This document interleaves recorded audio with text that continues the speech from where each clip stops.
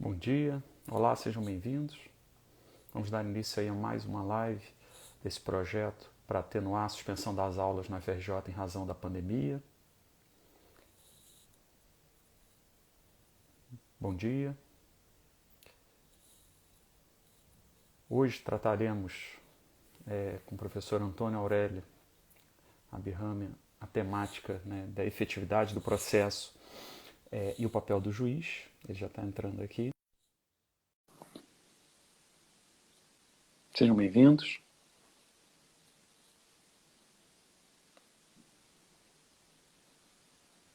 Olá, Guilherme, tudo bem, meu amigo? Tudo Olá, bem?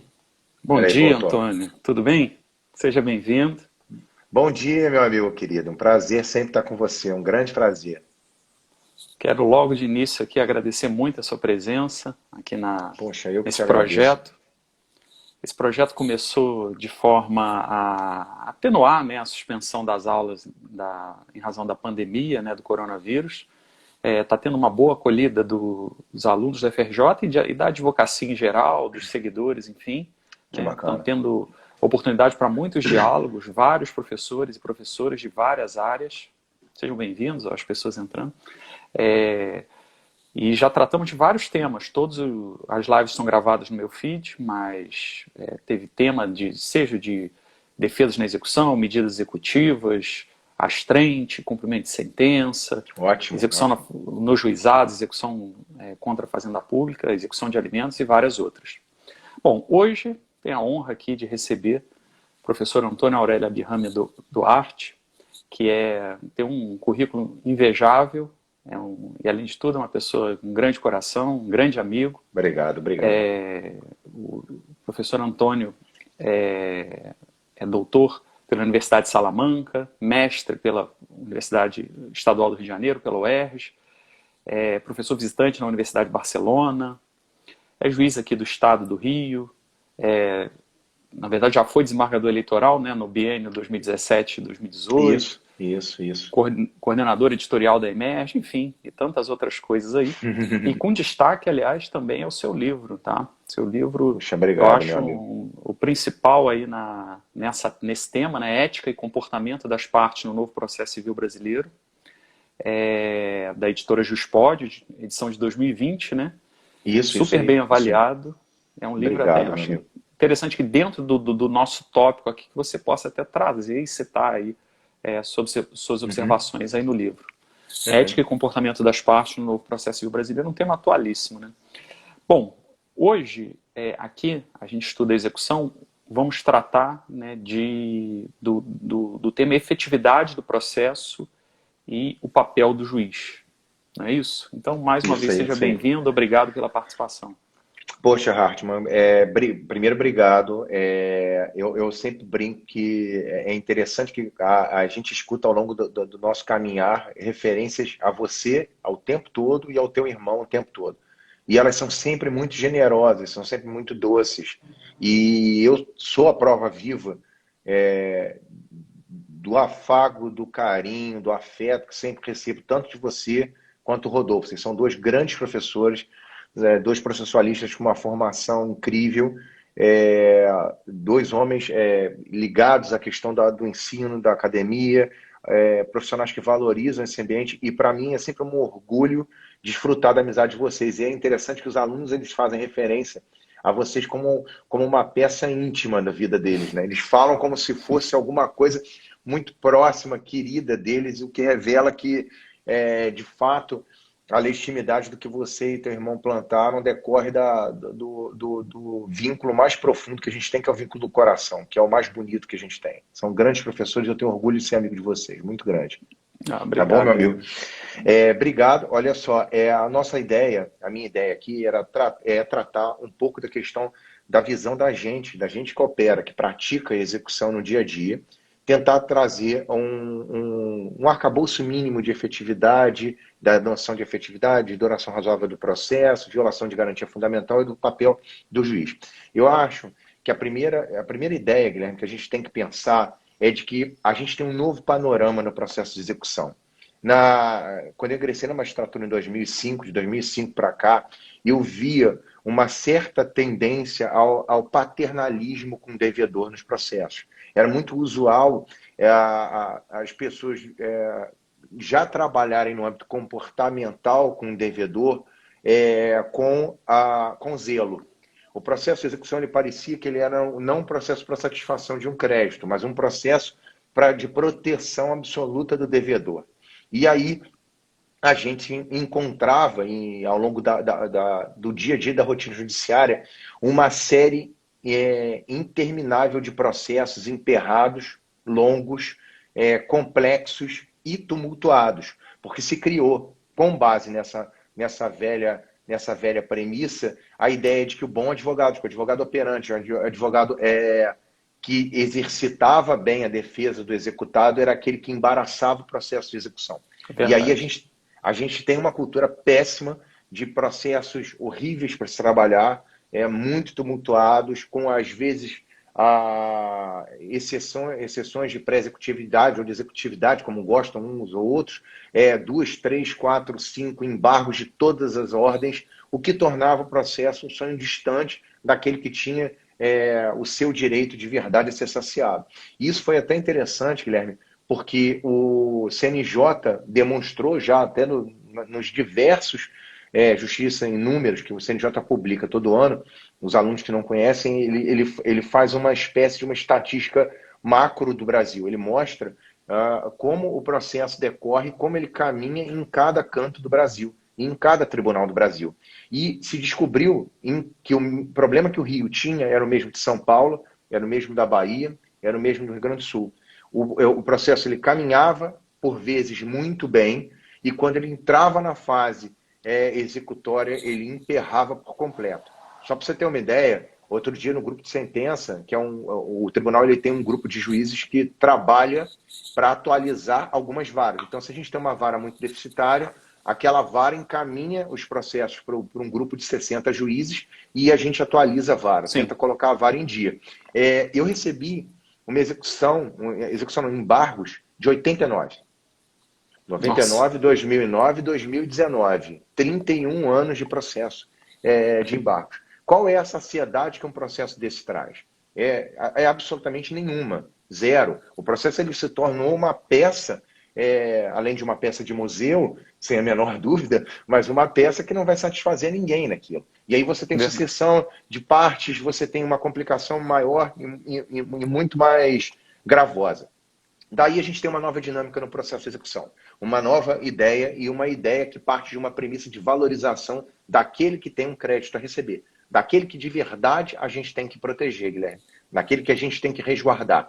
E eu acho aí fundamental que o juiz na sua atuação ele tenha a visão do manejo do procedimento. Ou seja, o juiz ele tem que ser criativo no curso do procedimento executório para tornar aquele processo o mais breve possível, para dar aquele resultado processual o quanto antes. Na verdade, o resultado ali ele é servil, o procedimento ele é servil ao direito posto. Ele é escravo do direito posto. A gente sabe que a forma, o procedimento, ele é um mero revelar dos passos, dos caminhos a trilhar num processo para buscar esse resultado do processo. E daí é muito importante a força criativa do julgador, é muito importante que o juiz trabalhe com a visão do resultado final do processo. Eu posso dar um exemplo que eu acho que é bastante interessante. Numa das varas cíveis aqui da Barra, eu tive um processo que se discutiu o descumprimento de um determinado contrato de fornecimento de gás a um posto de gasolina em São Paulo. Pelo contrato, a empresa tinha que comprar uma determinada quantidade de combustível e de mínima de uma determinada distribuidora, com fidelidade, enfim, exclusividade, aquelas coisas todas. A distribuidora fechou, cortou a bandeira deles, entrou aquela discussão se cumpria ou não cumpria o contrato, e ao final o juiz, no mérito, reconheceu que aquela empresa tinha direito à reparação de danos, a uma série de coisas, calçado nesse valor fornecido mínimo. E aí entrou no que se tinha da liquidação de sentença naquele momento. Se tinha que liquidar aquilo ali. E aí, qual seria o caminho convencional? O caminho convencional seria concitar as partes, a provocar, nomear um perito, o perito falar nos autos, abrir para as partes dizerem se concordavam com a nomeação do perito, em seguida voltar para o juiz, para provocar o perito, para o perito apresentar proposta de honorários, para em seguida ouvir as partes, para em seguida homologar honorários, para só depois de depositado iniciar a execução. Esse processo foi um processo interessante, porque de um lado a gente tinha o escritório do professor Sérgio Bermude, que é um grande processualista, e do outro lado a gente tinha o professor Paulo César Pinheiro Carneiro, que foi nosso professor lá na UERJ, e o professor Leonardo Greco. Então a gente tinha uma estrutura ali de profissionais imbuídos e cientes do caminhar daquele processo. E aí eu tive uma ideia. Eu falei, bom, eu vou marcar uma audiência. E aí, por isso que eu estou te falando de manejar o procedimento, da ideia de fazer isso.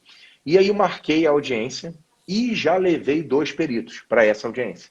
Na hipótese de eventualmente uma das partes não aceitar, um teria o outro, e aquelas pessoas sentaram ali como se estivessem assistindo, estagiários, assistindo a audiência. E eu abri a audiência com os advogados, falei, olha, vocês dois as 2 partes estão conscientes que a gente tem que fazer uma perícia, a perícia vai ser uma perícia muito grande, porque envolve avaliação de distribuição de combustível e tudo mais, de São Paulo, outro estado.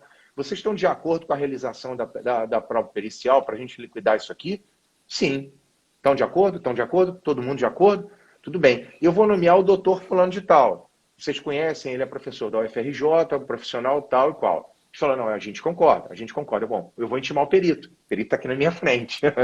Aí eu falei Aurélio, você concorda em aceitar o encargo? Você acha que dá para fazer a perícia? Então, acho que dá. Vou te passar o processo agora. Entreguei o processo a ele, ele olhou, folheou o processo, viu, falou, bom, excelência, eu entendo que eu tenho que arbitrar honorários em tantos R$ 1.000. Concordo? Não, não concordo, acho que está muito elevado. Bom, por que está elevado? Está elevado que o valor tal deveria ser esse. Então vocês concordam? Todos concordam? Posso homologar os honorários nesse valor? Pode, homologuei os valores, a minha secretária ao lado, expediu a guia, entreguei a guia, a parte saiu com a guia, com 5 dias para entregar os quesitos, indicar assistente, e o processo já estava todo mastigado. Ou seja, o que a gente levaria um ano e meio, para caminhar naquele complexo processo executório, eu consegui reduzir de forma rápida, de forma Você acabou, Aurélio, fazendo melhor do que a calendarização processual lá do artigo 191 do CPC, né? Olha que naquela época... Porque você já matou vários atos num só e já intimando Guilherme, os advogados presentes. E naquela época a gente não tinha a ideia do que seria calendário processual. Quando eu vi aquilo, eu falei, puxa, que bacana. É sinal de que eu tive, de alguma maneira, uma visão para fazer isso. Mas a ideia, antes de tudo, Guilherme, foi manejar esses passos. Porque eu vi que ali a gente tinha primeiro um empresário que faliu em decorrência de um posto fechado. Eles discutiam bandeira, cortaram a bandeira. Isso tem uma repercussão na vida pessoal da parte gigantesca. E segundo, eu notei que aquela perícia, pela complexidade e pela forma de desenvolvimento, ela precisaria dessa dinâmica. Para ter ideia, os 2 peritos acabaram fazendo o laudo. A gente não ficou nem com um, ficou com 2, porque a perícia era muito grande para ser feita, muito difícil de ser feita. E aí a gente andou com isso tudo, e foi bacana. Você vê a reação das partes saciadas com aquilo, de um lado e de outro. E eu acho também, Guilherme, que existe um outro ponto que muitas pessoas que não têm a visão prática, que a gente tem, que a gente está todo dia ali militando, não tem ideia, de uma certa tradição e de uma postura de retardo por parte do executado. Era cultural a visão de que, como eu disse no início, de que bom advogado, de que o advogado operacional era aquele advogado que tardava a prestação jurisdicional. E aí vem de encontro exatamente ao que eu escrevi. A ideia do que eu escrevi. Essa postura é uma postura violadora da boa-fé, violadora da lealdade. A gente saiu daquele processo angularizado, daquele processo pirâmide que a gente tanto ouviu na faculdade, para um processo policêntrico, colaborativo, para um processo que o dever do caminhar do processo não é só do juiz. O dever do caminhar do processo é das partes também. As partes têm um compromisso com isso. Então, não é mais tolerável a postura de, por exemplo, do executado ofertar a exceção de pré-executividade e, ao final, ver aquela exceção de cara julgado e, logo em seguida, embargar para rediscutir a mesma matéria que ele discutiu antes. E isso acontecia aos montes. Quando não acontecia, de depois aparecer um outro embargante para discutir aquele mesmo tema. Ou ele partir faticamente o direito, ou seja, ele oferece uma parte e uma outra parte da sua defesa que ele entende pública, por exemplo, bem de família, ele alega e saca aquilo no momento seguinte, para poder manejar e retardar mais a prestação jurisdicional. Isso com um ardil e com uma tradição da gente, né? Da gente imaginar que o esperto ele é o grande gênio do processo, não é? Eu vejo muitos processos de fato acontecendo isso. O executado, se contando com a demora processual, só dele peticionar no feito, em geral, tem que ter o contraditório, você acaba tendo uma demora processual, né? Então, essa postura de entrar com várias exceções de pré-executividade, pingando defesas supostamente de ordem pública, tumultua o feito, né? Eu vejo até a previsão, né, a jurisprudência fixando, por vezes, até honorários advocatícios sucumbenciais em exceção de pré-executividade como uma forma de coibir. Quando há, segundo o STJ, né, quando há contraditório. Né? O que é muito legítimo, Guilherme. O que é legítimo e necessário. Tá? E o que acontece? Quando você vulgariza muito o instituto, e a exceção ela era um instituto muito importante, você já traz para quem está julgando, e aí a gente está falando aqui, uma live, ela permite que a gente fale abertamente essas coisas, até porque o processo é um ambiente de diálogo democrático, você vulgariza um instituto essencial. Você torna banal aquele instituto. E aí, quando de fato uma parte tem um direito relevante, ela traz uma questão posta em exceção, que era questão de fato de exceção, questão que tem que ser apresentada, aquilo se esvazia um pouco. Aquilo fica um pouco mais enfraquecido, porque já se criou a cultura de campo, a cultura de mercado, a cultura da prática, de que aquilo ali é uma ferramenta exclusivamente para tardar a prestação judicial. E é muito ruim você ver isso. É muito ruim você chegar a essa constatação no processo. E por vezes, Guilherme, você encontra peças com entraves de todas as ordens. As pessoas têm que entender que o dever de colaboração, ele impulsiona não só o juiz, mas impulsiona as partes, essencialmente as partes, a zelarem por isso. E aí a gente tem, talvez, alguns anos para caminhar dentro dessa nova temática, dessa nova dimensão do processo, para a gente caminhar por um ambiente de alteração dessa postura subjetiva das partes. Ou seja, não é mais tolerante a mentira, Guilherme. Não é mais tolerante o ardil, não é mais tolerante a carta na manga, não é mais tolerante esse tipo de postura. E quando eu falo intolerante, eu não falo só do compromisso do juiz do processo fiscalizar o processo, e especialmente da outra parte. E da outra parte fiscalizada, os órgãos, óbvio, de classe fiscalizar, e da gente ter aquele cuidado que se tinha antigamente com o nome, com o trabalho feito, com o que eu posso levar na minha defesa, enfim, dessas coisas todas. Isso me parece um compromisso absolutamente essencial. Mas eu vejo aqui que, tanto na questão da boa-fé e da lealdade, a gente tem uma necessidade sempre permanente de uma postura, de uma maior iniciativa do juiz. Sempre uma maior iniciativa do juiz. O professor Barbosa Moreira, ele falava já nos seus temas, que era essencial, por melhor que fosse a ferramenta oferecida ao processo, que o juiz tivesse uma visão dinâmica e moderna da aplicação prática daquele procedimento. Ou seja, que ele trabalhasse o procedimento consciente de que aquele procedimento tem que ser visto com olhos para frente e não para trás. Eu sempre falo isso com todos os colegas. Eu falo assim, olha só, não adianta você aplicar velhos conceitos a novas ferramentas. Se você tentar sempre ler as novas ferramentas, as modernas e úteis ferramentas, com o olhar do passado, a gente vai sempre ter um resultado péssimo. E daí se demanda uma força criativa do juiz. E uma força criativa que eu falo, Guilherme, sempre preocupado com a noção de que o juiz ele é servil à forma. É óbvio que o juiz ele é servil à forma. O juiz ele é servil ao rito ali estabelecido, e o rito ele existe para que o juiz não se torne um déspota no processo, para que o juiz não se torne um rei, para que o juiz não faça o que eu ouvi uma vez, ouvi de uma juíza falando: esse novo CPC eu não gosto dele não, eu quero aplicar o antigo eu gosto. Falei: bom, eu entendo que você até não gosta, de fato ele não tem uma capa muito colorida, ele não tem letras do tamanho que você acha conveniente, mas você não tem a opção de não aplicar, entendeu? A gente tem que tomar muito cuidado com uma série de críticas ao positivismo que a gente viu recentemente, nesse movimento todo pós-positivista, e das pessoas se acharem na condição de super-heróis, Robin Hood, e de pensarem: não, eu afasto por todo o procedimento, eu cego o procedimento e faço, né, nesse processo o que eu quiser, o que eu bem entender. Não é disso que eu estou falando. Eu estou falando assim: olha, é absolutamente indispensável a forma ela é essencial para que a gente monitore o caminhar, a marcha processual, para que a gente tenha a marcha processual bem adequada. É fundamental que o juiz observe e seja servil às garantias fundamentais do processo, as garantias fundamentais do processo justo, que o juiz observe e saiba que ele tem que seguir, que ele tem que obedecer àquele regramento ali estabelecido.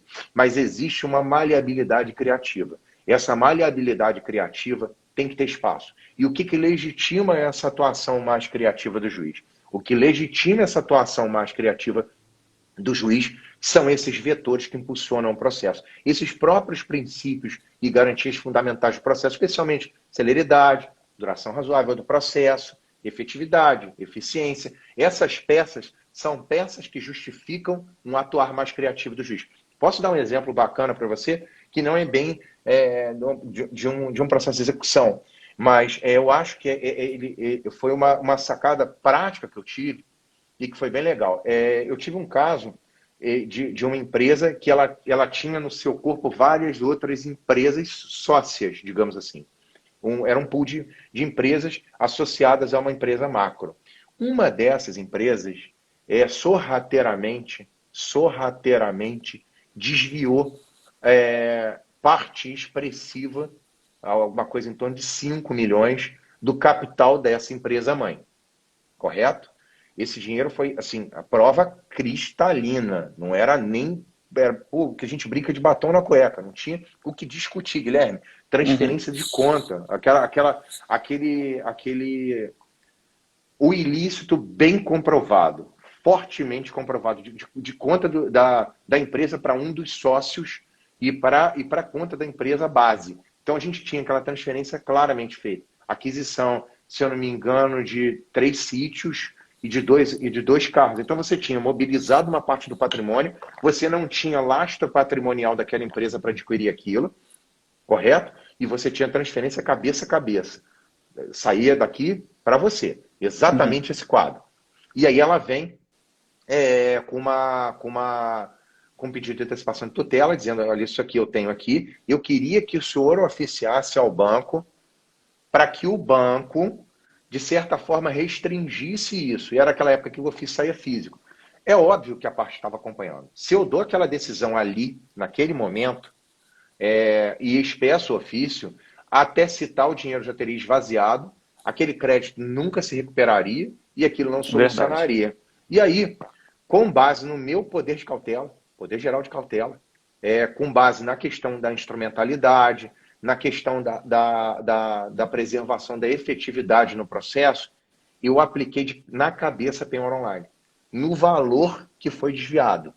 Então, de cara, antes de citar ninguém, antes de fazer qualquer coisa, o processo foi distribuído no dia, eu preparei uma decisão fundamental. Isso foi muito fundamentado, tá?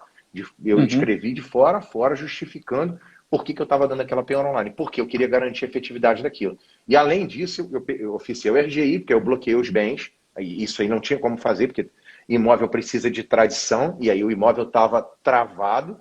E a gente, pelo sistema Denatran, eu também consegui bloquear o carro. Então eu segurei os carros, eu segurei todo o valor que eles tinham que receber na cabeça. Por quê? Por causa dessa força criativa.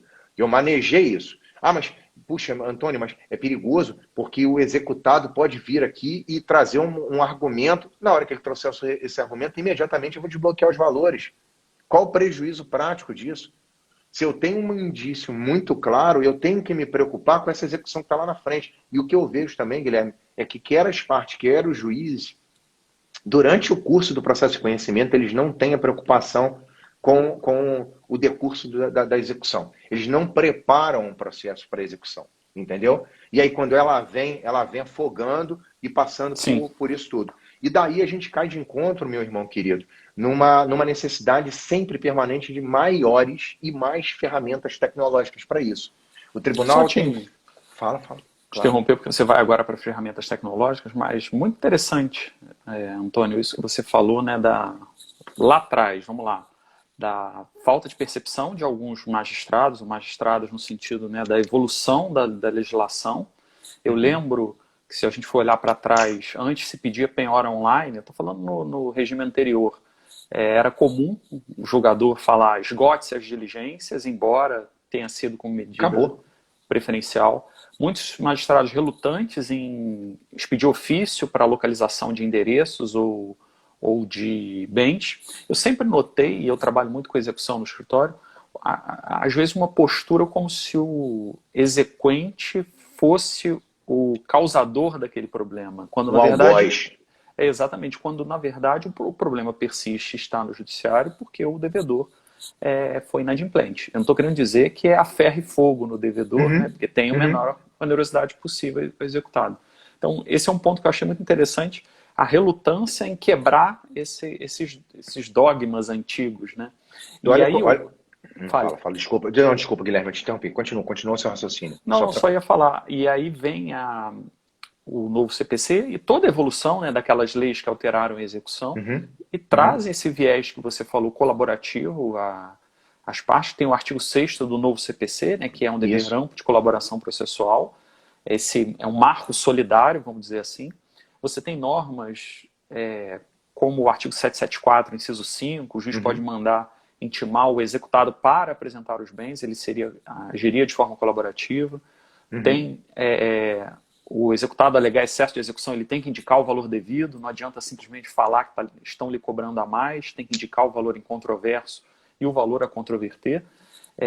E, além disso, caminhando aí, estou só dando o mesmo olhar, só que no outro enfoque. E aí você falou da questão da efetividade. O novo CPC traz lá, no 139, inciso 4, uma cláusula também geral de poder e dever de efetivação das decisões. Quer dizer, a gente vai caminhando exatamente para essa percepção que você já teve anteriormente e que aplica aí na sua função, que é o magistrado preocupado com o caso concreto. Né? Claro. É interessante, assim, primeiro eu acho que essa cultura da proteção ao executado, ela é de muito tempo, ela não é de hoje. As pessoas elas têm esse sentimento de piedade com alguém que não pagou ou que não cumpriu com a sua obrigação. Eu gosto muito quando eu recebo os estagiários, a turma da EMERG. Estagiários da EMERG, para quem não conhece, são advogados que estão cursando a Escola da Magistratura e eles trabalham com a gente para elaboração, para aprimoramento, conhecem como se faz técnica de sentença, essas coisas todas. É muito interessante que eu já fiz um despejo com hoje ela é promotora de justiça. Graças a Deus ela é uma promotora de justiça. E aí ela falou comigo, mas coitado, o senhor vai decretar na cabeça o despejo, porque vê contestação, eu nem produzi a prova. Contestação está dizendo, devo, não nego, vou pagar o dia que eu puder, aquela história toda. Estava claro. Aí ela falou, mas coitado, ele tem família, ele está dizendo isso aqui. Eu falei, bom, lembra de uma coisa, o exequente, às vezes ou por vezes, pode depender do valor que ele recebe esse aluguel, depende desse aluguel para sustentar sua família, ou para comprar um remédio, ou para pagar uma conta inevitável. Teve um caso que eu peguei, Guilherme, em execução, que um senhor, ele teve câncer, ele vendeu a casa que ele morava para custear o tratamento de quimioterapia dele. Olha que coisa séria. Ele vendeu a própria casa, o executado ingressou no imóvel e não pagou. É emergencial que ele reintegre o imóvel. É emergencial que... Você vai discutir isso depois. Eu estou falando de alguém que. Aí, se você olhar com esse olhar, sob esse ângulo piedoso, você vai dizer, mas coitado, você vai tirar ele de casa, ele está devendo a todo mundo, os filhos não vão mais ao colégio. Tudo bem, mas tem alguém que vai morrer em decorrência disso. As necessidades subjetivas, elas existem, elas estão ali, mas elas existem para todos. E no Sim. Brasil, a gente tem uma cultura péssima, péssima.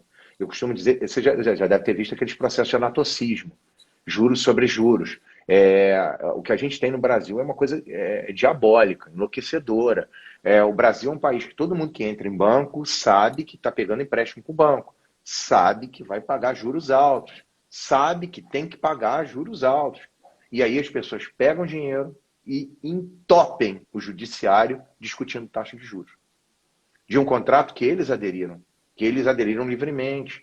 Eu já tive processo de advogados questionando isso. O cara é advogado, ele conhece o contrato, economista, discutindo anatocismo, dizendo que foi iludido. Isso não existe. Essa cultura é uma cultura que não adianta, a gente não muda agora. Ela depende de muito tempo. E essas ferramentas tecnológicas que nós temos à disposição, o Tribunal tem feito muito convênio com diversas entidades.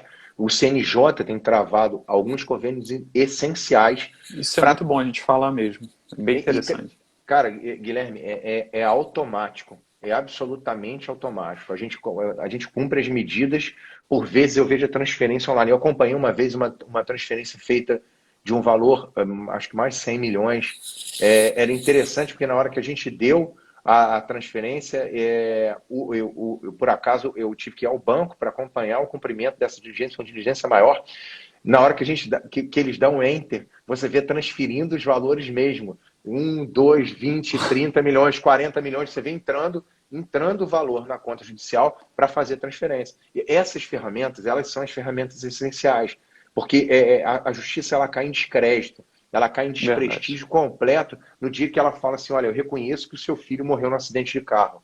Eu reconheço que o ônibus, quando atropelou o seu filho, levou o seu filho a óbito, acabou com os 18 anos de vida dele, o futuro, eu reconheço isso. Reconheço e te dou uma indenização por isso. A sua indenização está lá atrás. Te dou o pensionamento. Mas aqui na sede de execução, a gente não pode fazer muita coisa, porque eu não tenho muito instrumento para isso. Isso é completo desprestígio da justiça. É um descrédito completo da justiça. Isso é coisa de país atrasado. A gente tem que vencer isso. E vencer isso culturalmente também, vencer no dia a dia. O advogado ele tem que contribuir, Guilherme, de uma forma muito grande para isso. E aí tem 2 pontos que me parecem interessantes também, que eu vejo, e eu não sei se você já reparou isso, a transferência, a judicialização da crise econômica. A transferência da crise econômica para o judiciário. Ou seja, a parte devedora, ela administra judicialmente o seu débito, porque é mais satisfatório, é economicamente mais proveitoso. Então, ela transfere ao judiciário, ela deixa isso seguir para o judiciário, que ela vai ter um custo menor, ela vai gerir e vai manipular isso. E aí abarrota o judiciário com uma série de questões ou administrativas, que seriam resolvidas com mais facilidade, ou seus próprios débitos. E aí ela negocia esses débitos. Isso Essa é sério. manipulação é uma palavra ótima que você utilizou. Mas é a manipulação clara. É a manipulação clara. Eu observo isso com algumas empresas. Teve uma determinada empresa que foram meio jurisdicionados numa determinada regional, para a gente deixar bem subjetivo, que eles não entregavam imóveis.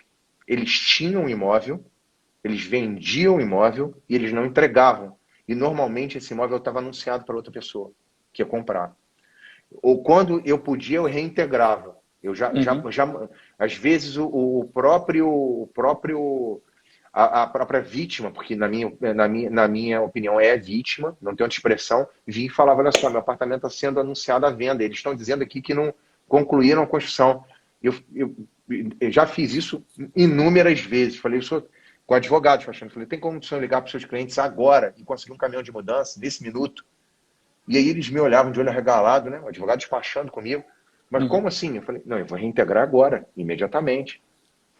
Mas, excelência? Eu falei, excelência não, doutor. Ele está comprovando aqui que ele pagou um imóvel, e a gente tem a prova de que esse imóvel está sendo vendido a outro, a gente tem que reintegrá-lo imediatamente. chamar o oficial de justiça subir com 2 policiais, chaveiro, arrombar o apartamento e entrar. É a prática. Isso é efetividade, né? Mas a ideia é essa. E para essas pessoas a gente traz uma outra resposta, Guilherme. A gente mostra, na verdade, que eles estão fazendo isso. E aí eu observei que essa empresa ela não cumpria porque economicamente era mais interessante ela continuar litigando. E aí eu comecei a fixar valores muito mais elevados para ela. Preliminarmente, no curso do processo. E aí eles começaram a conversar. Era interessante que eles sentavam no início e falavam assim, não, a gente não faz acordo nunca. Eu falei, tudo bem, doutor, não tem problema nenhum. Toma, primeira. Toma a segunda e o tribunal confirmando. Aí eles já entravam, não, a gente vai fazer acordo. Eu falei, bom, doutor, quer fazer um mutirão? A gente reúne todas as questões que o senhor tem, vamos resolver todas de uma vez só? E ele falou, olha, bacana, vamos tentar resolver isso. E olha, eu te digo mais, Guilherme, o mais sério disso é que a gente não tem só as empresas, a gente também tem o Estado administrando judicialmente seu débito, usando a máquina judiciária. E eu posso dar um exemplo aqui estarrecedor. Uma das nossas varas de fazenda pública, a gente tem 2 varas de fazenda pública, uma vara que responde pelo executivo municipal e uma outra vara que responde pelo executivo estadual. A vara de executivo municipal tem 1 milhão de processos em curso. 1 milhão de processos em curso. Tinha 1 milhão. Pelo menos há 4 anos atrás eu sei que eu conheço a juíza. Imagina você explicar para um professor estrangeiro ou para uma parte que uma vara, um juiz, um homem, tem 1 milhão de processos. Porque o Estado ele administra aquilo. É muito mais interessante para o Estado negar aquilo. E aí, às vezes, você tem coisas assim... a matéria está simulada, a matéria já foi decidida 1 milhão de vezes, todos os juízes têm aquele entendimento, o Estado ainda prolonga e alonga aquela situação eternamente. E faz isso porque percebe que economicamente é muito mais interessante fazer a gestão judiciária da sua dívida. Isso tem um ônus. Empurrar com a barriga, né? Exato. O ônus é no acesso à justiça. A nossa ponta aqui de acesso à ordem jurídica justa, ao elemento de fato do processo, ele fica esvaziado. O que em conclusão, Guilherme, desses pontos, que eu já sei que a gente já está chegando a 10h40, eu entendo que a gente tem um juiz novo, um juiz ativo, um juiz colaborador, um juiz que dialoga e antevê suas posições, um juiz gerencial, organizador do processo. As partes têm que provocar, sim, o juiz para isso. Primeiro, as partes têm que trazer o juiz para o litígio, mostrar ao juiz os pontos deficitários e dar os caminhos. Isso as partes têm que fazer. E o juiz tem que ter a sua força criativa e diretiva para isso. É parte da atuação do juiz. Existe uma pesquisa de um professor da USP, na pesquisa de doutorado dele, eu esqueci o nome dele, eu esqueci o nome dele. Foi a pesquisa de doutorado de campo dele na USP, doutorado dele da USP, que ele fez pesquisas com juízes que atuavam de forma criativa, juízes dinâmicos, juízes gerenciais e juízes exclusivamente legalistas.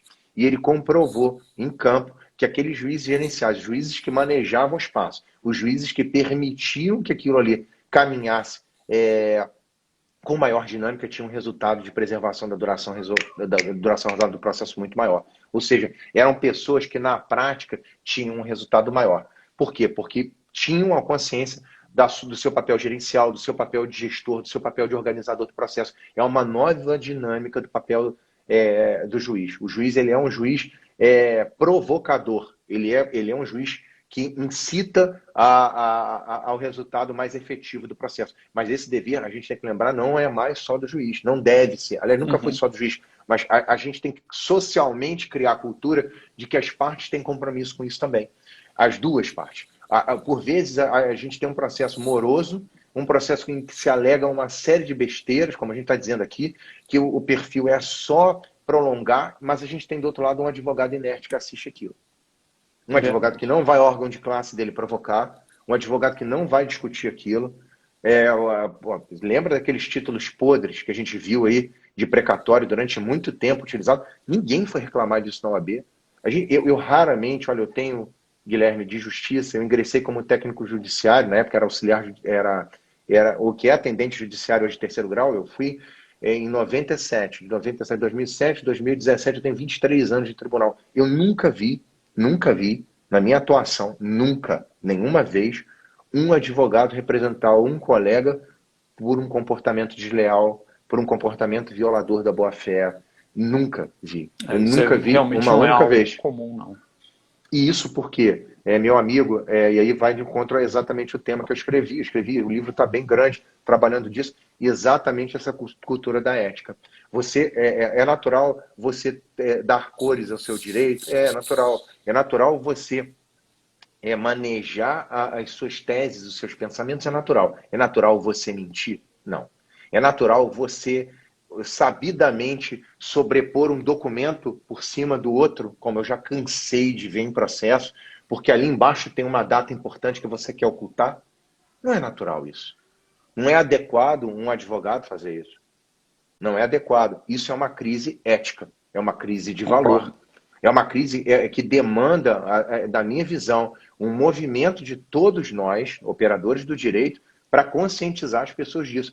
Foi super interessante uma vez, você foi estagiário, eu fui estagiário, as pessoas que estão assistindo a gente, todo mundo, na turma recursal, eu recebi uma menina no meu gabinete. Ela falou: doutor, eu assisti a sua sessão de julgamento ontem e trouxe aqui meus 30, porque a gente julgava 80 processos nas sessões da turma. Sim. Eu trouxe meus relatórios aqui para o senhor assinar.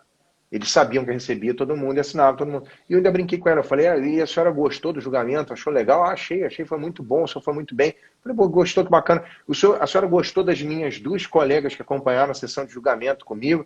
Adorei, eu gostei daquela juíza Morena. A juíza Morena é muito boa, não, a juíza Morena é excepcional. Eu falei: doutora, só tem um problema.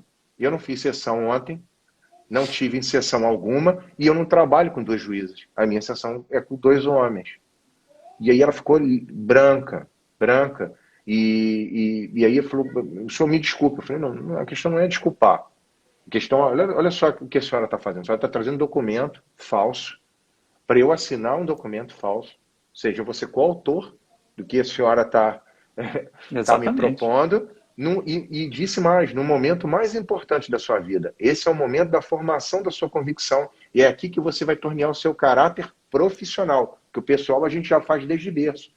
Isso é Sim. o que, Guilherme? É uma força do jeitinho, é a força da esperteza, é a força do não faz mal, não. Eu acho que isso é uma questão cultural. A ética, ela tem que ser redebatida, cara. Ela tem que ser repensada. A gente não pode deixar esses valores depreciarem, e mais, no campo processual, a gente tem que ter muito cuidado com isso. A boa-fé e a lealdade, elas são muito maltratadas no Brasil. Os juízes fixam poucas punições em decorrência disso, e quando fixam, os tribunais reformam com muita frequência. É Perfeito. hora, meu amigo, de repensar isso. E a gente só vai ter um processo efetivo, aqui caminhando para concluir, a gente só vai ter um processo com resultado efetivo, preservador da duração razoável do processo, se a gente tiver pessoas comprometidas, acima de tudo, com a verdade.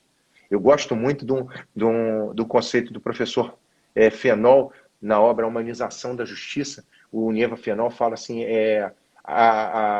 como é que é a expressão? Ele fala: na humanização da justiça. A justiça, ela está baseada no mais sincero de nós mesmos, no mais legítimo, no mais puro de nós mesmos. Isso é justiça. E a gente só vai ter essa justiça operada praticamente, operada na prática, no dia que as pessoas tiverem consciência do seu papel. Todos os personagens, todos os atores profissionais. Isso é utópico? Pode ser.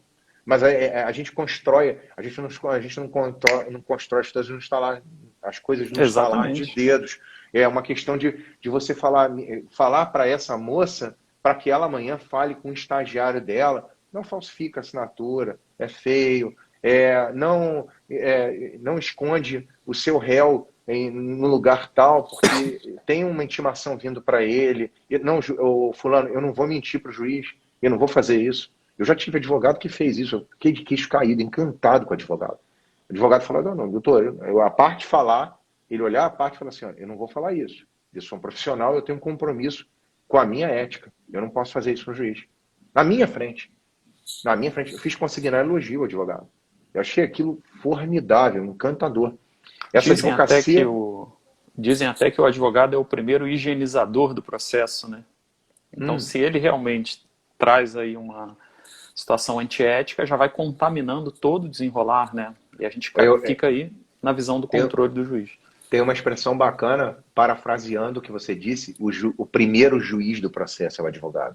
Sim, É o primeiro filtro do processo. É o primeiro que olha para aquilo e fala, não, isso eu não vou fazer. Isso eu não vou escrever. Isso eu não quero escrever. E assim, às vezes, Guilherme, a gente sente muita saudade dessa advocacia romântica. E aí, quando a gente encontra um advogado assim, pessoalmente, eu fico muito feliz. Eu fico muito satisfeito quando você encontra profissionais, e tem visto isso com muita frequência, graças a Deus. A maior parte expressiva, a maioria dos advogados, eles têm esse comprometimento, é uma questão de orgulho. É uma questão de orgulho quando você vê que as pessoas não deixaram seus valores de lado. E assim, eu acho que a gente vai ter a redução desse gargalo na execução, na minha visão, no dia que a gente tiver um painel processual de maior colaboração das partes, um juiz comprometido na fase de conhecimento, preocupado com os desdobramentos, ou seja, o dispositivo ele tem que ser muito claro, o teor daquela sentença proferida tem que ser muito claro, um comprometimento do juiz com o resultado do processo, com a marcha processual em sede executória e um controle do atuar das partes, quer por parte do juiz, quer por parte das próprias partes. E eu acho que a Receita ela tá nisso aí, meu amigo querido. Eu espero que você tenha gostado, espero ter ajudado de alguma maneira. nossa, Antônio, você trouxe palavras aqui muito inspiradoras, né? Realmente, a gente vê esse problema, essa questão cultural, esse problema cultural, né? É algo que não se muda de um dia para o outro, foi exatamente suas palavras, e é exatamente, eu acho que o ponto, né? As grandes estruturas, né? Se você tem uma estrutura viciada, ela tem que ser aos poucos, né? E tem que Uhum. ser momentos de debate como esse que a gente está fazendo aqui. Mais uma vez cito o seu livro, né, Ética e Comportamento das Partes no Novo Processo Civil Brasileiro, da editora Juspodium, 2020, como, na verdade, ferramentas para essa mudança, né, para a gente ter uma evolução aí gradual e chegar aí nessa visão ética. Né. São sujeitos parciais as partes? São, mas tem que agir, né, de forma colaborativa, com ética e tudo. Tem um negócio muito bacana que diz: as partes elas têm os seus interesses, elas estão num jogo. Esse jogo é uma disputa que um quer vencer o outro. Isso não tem a menor dúvida. Mas esse jogo tem regras mínimas. Essas regras mínimas têm que ser respeitadas. Que nem no jogo mais desleal, mais voraz, alguém viola essas regras básicas. É uma questão humana, é uma Uhum. questão de valor, entendeu? Na hora que eu litigo com você, eu tenho que ter consciência desses valores básicos. Esses valores básicos eu não posso subverter. Eu não posso subverter porque isso vai de encontro aos valores essencialmente humanos, legítimos. Isso sem falar em normas, sem falar em contempt of court, nessas previsões todas de multa por ato atentatório. Eu não estou entrando na seara legalista. Eu estou falando de algo muito mais importante, que é a consciência social. E eu acho, Guilherme, que essa sua iniciativa, a minha, a gente tem que ir falando com as pessoas. A gente tem que movimentar para que os nossos filhos vejam um outro panorama. Ou talvez para que a gente até em algum momento desfrute disso ainda. Entendeu? Exatamente. Bom, Antônio, mais uma vez queria te agradecer aí, a participação foi super legal e muito inspirador, como eu disse. Esse projeto de lives aqui, eles ficam gravados, todas as lives estão ficando gravadas no meu feed. Eu preciso dizer que a UFRJ está num projeto de retomar o período letivo excepcional online, então essa live tão inspiradora vai servir como o encerramento, pelo menos uma pausa até a gente Que verificar aí a bom. retomada. Tá? Que bom. E eu Então, quero mandar um beijo, desculpe, Guilherme, te interromper, a todos os professores, queridos amigos da UFRJ e a todos os alunos da UFRJ. A UFRJ é gigante, é enorme e a gente precisa que vocês estudem, a gente precisa que vocês lecionem com muito carinho, porque é uma universidade que fala por si. E para mim é uma honra enorme falar qualquer dos alunos a um professor e aos professores da UFRJ. Para mim é um motivo de muito orgulho, meu amigo. quando acabar essa pandemia, e vai acabar, vamos ver se a gente faz um evento presencial lá no auditório com a sua Com presença, seria todo ótimo. prazer do mundo. Tenha certeza disso, tá? Eu vou estar na primeira fila lá, tá? Bom, gente, era isso Beijo, então. querido. Mais uma vez, Antônio, obrigado. Foi ótimo, aprendi bastante. E, gente, o Antônio tá com um perfil público lá no Instagram, também para seguir. Só confirma para mim, é isso que você está falando É agora comigo, arroba né? Antônio Aurélio Abi, esse perfil. Antônio Aurélio Abi, entendeu? ABI. É bom divulgar. Tá? Obrigado, meu amigo. E é isso. Nos encontramos aí em outro momento, certamente. Prazer aí, Até qualquer gente. hora, meu irmão querido. Um abraço para você, tá? Tá. Se cuida. Tchau, tchau, Hartmann. Tchau, tchau.